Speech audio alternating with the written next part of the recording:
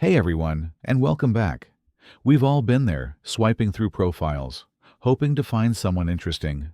Maybe you're just looking for a fun night out, or maybe you're hoping for a genuine connection.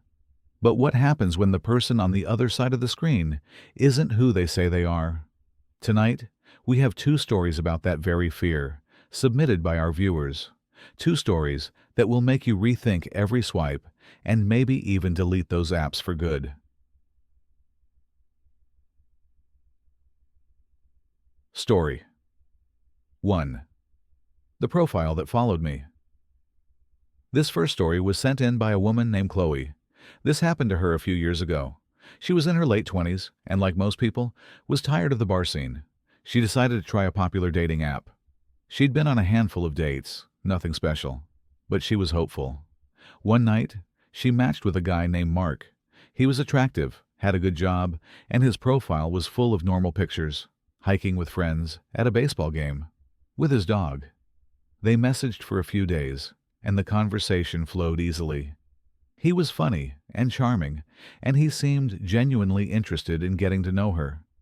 She felt comfortable enough to agree to a first date. They planned to meet at a local coffee shop.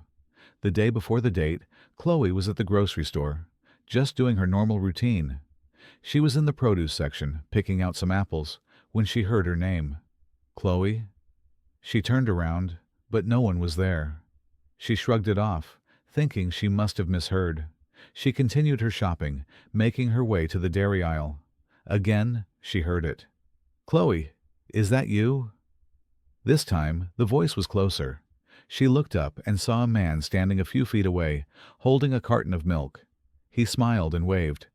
She didn't recognize him. He saw the confusion on her face and laughed. "It's me, Mark, from the app." Her heart sank. He looked nothing like his pictures. He was much taller, and his eyes had a strange, intense stare. She was polite, of course, and made small talk. He mentioned how he'd been wanting to see her in person, and how it was fate that they ran into each other.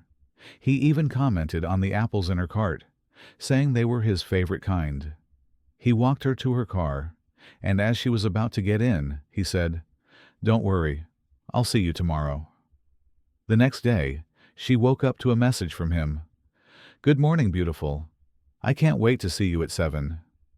Chloe was uneasy. She didn't want to go on the date. She sent him a message apologizing and saying she had to cancel due to a family emergency. She turned off her phone, hoping that would be the end of it. But it wasn't. She spent the afternoon trying to relax, but she couldn't shake the feeling that she was being watched. At around 6:30 p.m., she heard a knock on her front door. She looked through the peephole and froze. It was Mark, standing on her porch. He was holding a bouquet of flowers and a brown paper bag. He knocked again. "Chloe, I know you're in there. I brought you some apples and your favorite coffee." Chloe backed away from the door, her heart pounding. She didn't respond. She just stood there in silence, listening to him knock and talk to himself on her porch.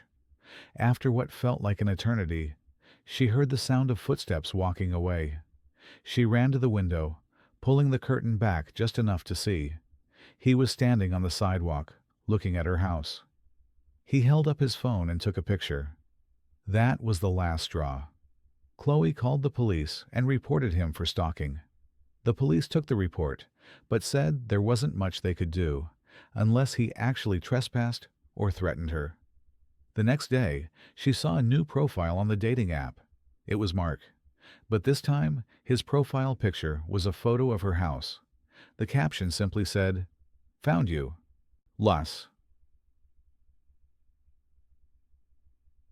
Story 2. The Unwanted Guest. This next story comes from a guy named Alex. He was a college student, and he used a dating app to meet people in his new city. He matched with a woman named Sarah.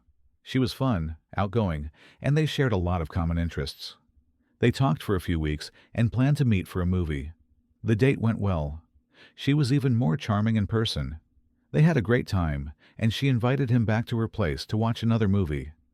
Alex was a little hesitant, but he felt comfortable around her. So he went.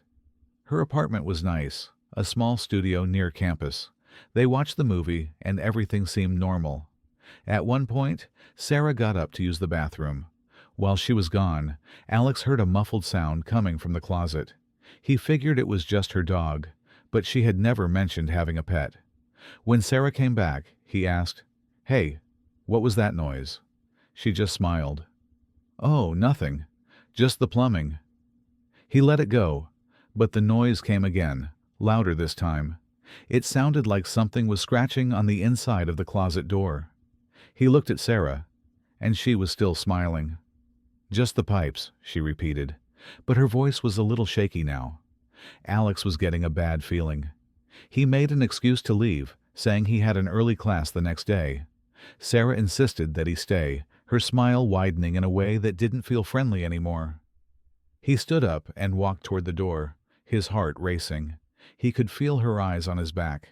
As he reached for the doorknob, he heard a new sound, a deep gurgle, followed by a wet thud from inside the closet. He looked at Sarah, and her face was different.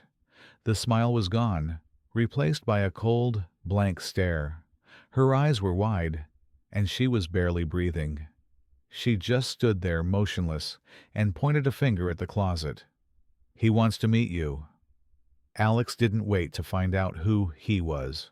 He ripped the door open and ran out of the apartment, down the hallway, and into the elevator. He didn't stop until he was a block away, standing under a streetlight, gasping for air. He immediately blocked Sarah on the app and on his phone. He never heard from her again. But the image of her standing in that silent apartment, pointing at the closet, is burned into his memory. He still wonders what was making that noise in the closet. Was it a person, an animal, something else? He never got an answer. And that concludes our 2 horrifying dating app stories. If these stories taught us anything, it's that behind every digital profile is a real person. And sometimes that person is not who they appear to be. Always trust your gut, stay safe, and be aware of your surroundings.